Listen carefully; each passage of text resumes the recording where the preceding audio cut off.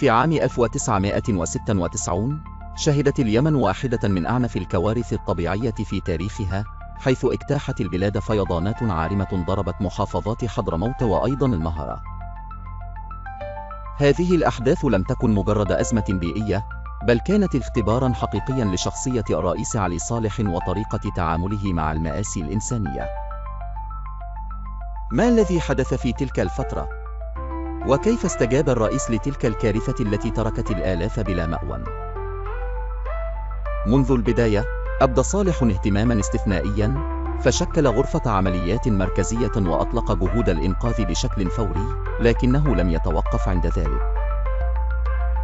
ترك العاصمة صنعاء وسافر بنفسه إلى المناطق المتضررة ليقف إلى جانب أبناء شعبه في أشد لحظات الألم. وعدهم بإعادة الإعمار والمساعدة الفورية، ولم يتركهم وحدهم. إذا أردت معرفة المزيد عن هذه القصة الملهمة وكواليس التدخل الإنساني للرئيس، اشترك في قناتنا الآن وشارك الفيديو. دعمكم لنا هو الدافع لتقديم الأفضل، وكما عهدتمونا، نسعى دائما لنكون عند حسن ظنكم. في عام 1996 اجتاحت اليمن فيضانات قوية بعد أمطار غزيرة استمرت لعدة أيام متواصلة.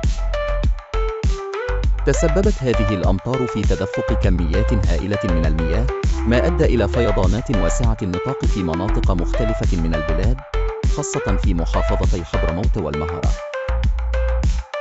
تسببت الكارثة في تشريد الآلاف من الأسر، وتدمير الأراضي الزراعية، وجرف البيوت والبنية التحتية. عندما علم الرئيس صالح بحجم الكارثة، استجاب بسرعة للأزمة. شكل غرفة عمليات مركزية للتعامل مع الكارثة، ووجه جميع الأجهزة الحكومية إلى التفاعل الفوري مع الأوضاع. كانت أولويته القصوى هي إنقاذ الأرواح وتوفير المأوى والمساعدات للنازحين. صالح لم يكتف بالبقاء في العاصمة صنعاء، بل قام بزيارة المناطق المتضررة بنفسه. ذهب إلى حضرموت والمهرة، حيث كانت الفيضانات قد تركت الآلاف من المواطنين بدون مأوى أو طعام. في رحلته، كان من اللافت أن الرئيس لم يكتف بالتحدث مع المسؤولين أو فرق الإنقاذ فقط.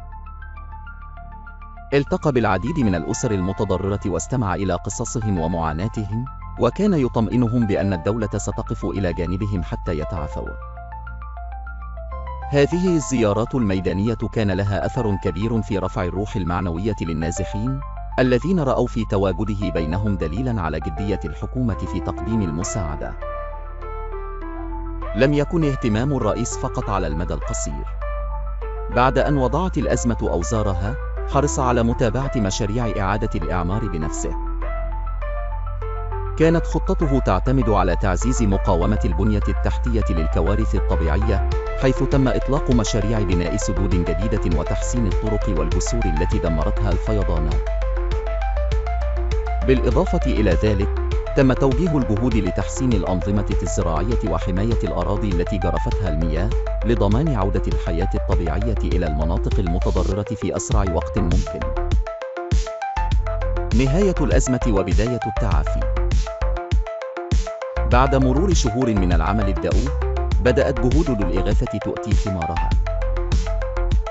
عاد الآلاف من النازحين إلى منازلهم، التي أعيد بناء جزء كبير منها، وبدأت الحياة تعود تدريجياً إلى طبيعتها في المناطق التي دمرتها الفيضانات. لم يكن هذا مجرد إنجاز حكومي، بل كان شاهداً على قدرة اليمنيين على التعافي والوقوف من جديد رغم الصعوبات. هذه القصة لا تقتصر فقط على الفيضانات وأضرارها، بل هي شهادة على قدرة القادة الحقيقيين على مواجهة الأزمات الإنسانية والتفاعل معها بشكل مباشر. الرئيس علي صالح أثبت خلال تلك الفترة أن الزعيم ليس من يجلس في مكتبه ويصدر الأوامر، بل من ينزل إلى أرض الميدان ويقف بجانب شعبه في أصعب اللحظات. اشتركوا في القناة لمتابعة المزيد من القصص الحقيقية والأحداث التاريخية التي ساهمت في تشكيل اليمن كما نعرفها اليوم. دعمكم المستمر هو الحافز الذي يجعلنا نقدم لكم أفضل محتوى، فلا تنسوا الإعجاب والمشاركة.